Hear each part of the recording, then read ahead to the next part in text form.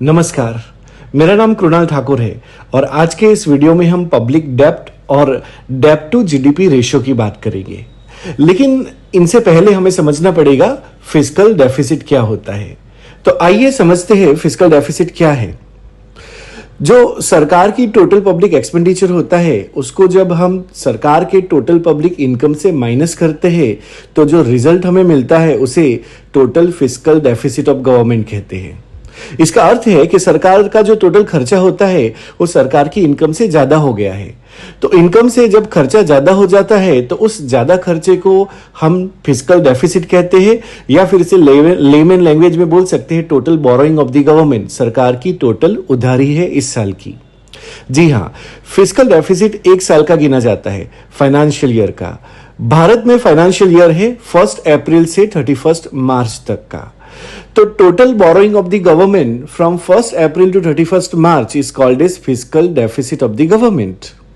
इसी fiscal deficit को अगर हम बोले, मतलब जो टोटल बोरोइंग है वो कहां से हम प्राप्त करते हैं, सरकार कहां से प्राप्त करती है, तो सरकार 3 सोर्स है सरकार के जहां से सरकार प्राप्त करती है total borrowing. Number 1 external borrowing of the government, मतलब देश के बाहर से। Number 2 internal market borrowing of the government, मतलब देश के अंदर से। और नंबर 3 लोन फ्रॉम आरबीआई, मतलब आरबीआई से लोन लेके। आरबीआई नई मनी का सर्जन करती है, नया प्रिंट ऑफ मनी करती है, और नया मनी का जो सर्जन है वो लोन के रूप में सरकार को दिया जाता है और सरकार अपने खर्चों को पूरा करती है। तो ये 3 जगह से सरकार अपनी लोन प्राप्त करती है, बोरोइंग प्राप्त करती है, और इस total borrowing for the one financial year is called fiscal deficit of that particular year. अब बात करते हैं पब्लिक डेब्ट क्या होता है। तो जब हम फिस्कल डेफिसिट एक साल का हुआ है, दूसरे साल भी फिस्कल डेफिसिट हुआ है, तीसरे साल भी फिस्कल डेफिसिट हुआ है, तो हम 3 साल का फिस्कल डेफिसिट अगर ऐड करते हैं तो हमें 3 साल का पब्लिक डेब्ट मिलता है। तो हम बोल सकते हैं कि पब्लिक डेब्ट क्या होता है। तो फिस्कल डेफिसिट जितने साल का आप एक्यूमुलेट करोगे तो उतने साल का अगर ऐड करते तो उतने साल का हमें पब्लिक डेब्ट मिल जाता है। इसका मतलब है 10 साल का अगर आपको पब्लिक डेब्ट जानना है तो 10 साल का फिस्कल डेफिसिट हमें ऐड करना होगा। यह है पब्लिक डेब्ट की डेफिनेशन। आइए अब देखते हैं डेब्ट टू जीडीपी रेशियो। तो देखिए, डेब्ट का मतलब होता है total liability of the government, उधारी, सरकार की उधारी। जीडीपी का मतलब होता है total production of the government. इसका अर्थ है डेब्ट टू जीडीपी रेशियो का मतलब होगा total outstanding liability of the government in terms of total production of the government. For example, एक एग्जाम्पल लेते हैं समझने के लिए। 2018 में भारत का डेब्ट to GDP ratio was 68.3%, around 68%। तो हम बोल सकते हैं कि अगर सरकार ने 100 रुपए का उत्पादन किया है, 100 रुपए के गुड्स और सर्विसेज का उत्पादन किया है, तो सरकार की उसमें उधारी जो है, टोटल पब्लिक डेब्ट जो है वो 68 रुपीज है। सो दैट इज व्हाट डेब्ट टू जीडीपी रेशियो, कि सरकार ने जो इस साल उत्पादन किया है उसमें सरकार का कितना उधारी है, ये जानना। अब बात करते हैं डेब्ट टू जीडीपी जो कॉन्सेप्ट है उसका सिग्निफिकेंस क्या है, इसका यूज क्या है। तो नॉर्मली जो डेब्ट होता है, जो उधारी होती है, तो हमारे देश में जो प्रोडक्शन होता है उसमें बहुत ज्यादा पोर्शन अगर उधारी का है तो वो उधारी हमारे लिए बर्डन है। और इस बर्डन के नाते जब भी हमारा देश फिस्कल डेफिसिट बढ़ती है और उधारी लेने जाता है, बोरोइंग करने जाता है, तो उसे बोरोइंग मिलेगा कि नहीं मिलेगा, हार्ड कंडीशन पे मिलेगा या लो कंडीशन पे मिलेगा, इंटरेस्ट रेट ज्यादा देना पड़ेगा या कम देना पड़ेगा, वो डिटरमाइन करता है हमारा पोजीशन इन टर्म्स ऑफ डेब्ट टू जीडीपी रेशियो। अगर डेब्ट टू जीडीपी रेशियो बहुत अच्छा है, मतलब डेब्ट बहुत कम है और जीडीपी बहुत ज्यादा है, तो इसका मतलब है हमारी कैपेसिटी अच्छी है, हम अच्छे से पे कर पाएंगे, तो कोई भी हमें लोन देने के लिए तैयार हो जाएगा। और अगर हमारा डेब्ट टू जीडीपी रेशियो अच्छा नहीं है, मतलब हम जो उत्पादन करते हैं उसमें हमारा बहुत बड़ा पोर्शन उधारी का है, हमारी इनकम में बहुत सारा बड़ा पोर्शन जो है हमारे रिसीव का उधारी है, तो उस कॉन्टेक्स्ट में हमारे ऊपर बर्डन ज़्यादा है। और कोई भी हमारे अंदर निवेश करने से पहले, हमारी इकोनॉमी में निवेश करने से पहले ये पहले सोचेगा कि इनको दूं कि ना दूं। क्यों? क्योंकि बर्डन जाना ज़्यादा होने के कारण हमारी कैपेसिटी के ऊपर फर्क पड़ सकता है कि हम वापस पे कर पाएंगे कि नहीं कर पाएंगे।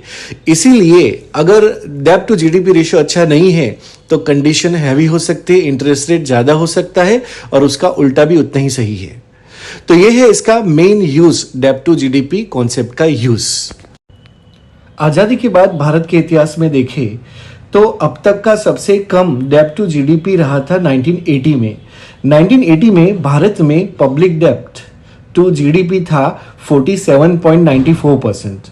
यस, सबसे लो 47.94% इन 1980। और 2003 में ये बहुत अधिक था, सबसे अधिक था। 2003 में डेब्ट टू जीडीपी रेशियो था भारत में 83.23%, which was very high public डेब्ट।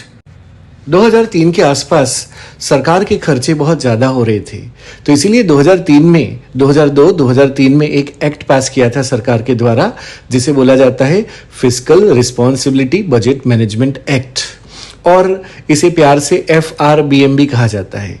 इसी FRBM में फिस्कल कंसोलिडेशन करने के लिए, मतलब अननेसेसरी एक्सपेंडिचर को कम करने के लिए और सरकार की इनकम को बढ़ाने के लिए, इसे कहते हैं फिस्कल डिसिप्लिन लाने के लिए एक कमेटी अपॉइंट की गई थी जिसका नाम था NK सिंह कमेटी। 2003 में NK सिंह कमेटी ने सजेस्ट किया कि सरकार को अपना पब्लिक डेब्ट कम करना चाहिए।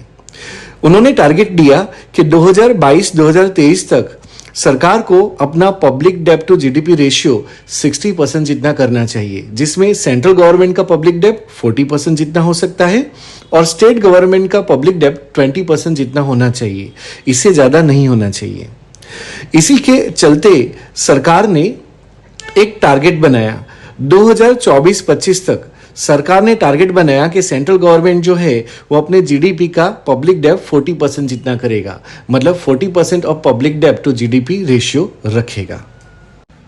आइए अब देखते हैं भारत की पब्लिक डेब्ट में आज की स्थिति क्या है।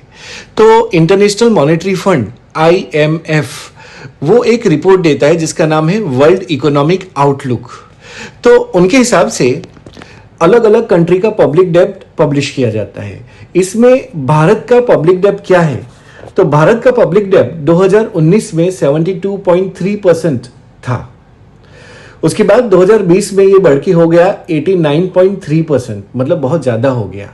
तो इसका मतलब है 2019 से 2020 में जो शिफ्ट हुआ है वो है 17% का, जो बहुत ही हाई माना जाता है। बहुत ज्यादा डेब्ट हुआ है भारत में। पाकिस्तान की बात करें तो पाकिस्तान का जो पब्लिक डेब्ट है वो 2019 में 85.6% था।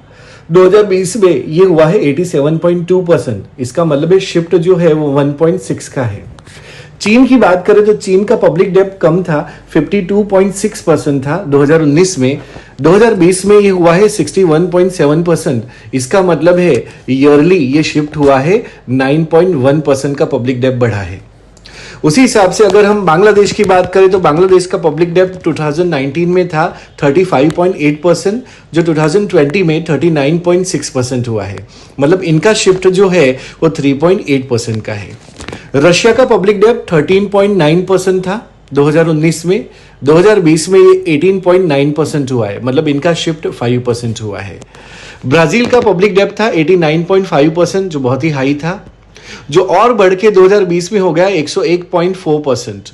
इसका मतलब है यहाँ पे जो शिफ्ट हुआ है वो 11.9% का हुआ है।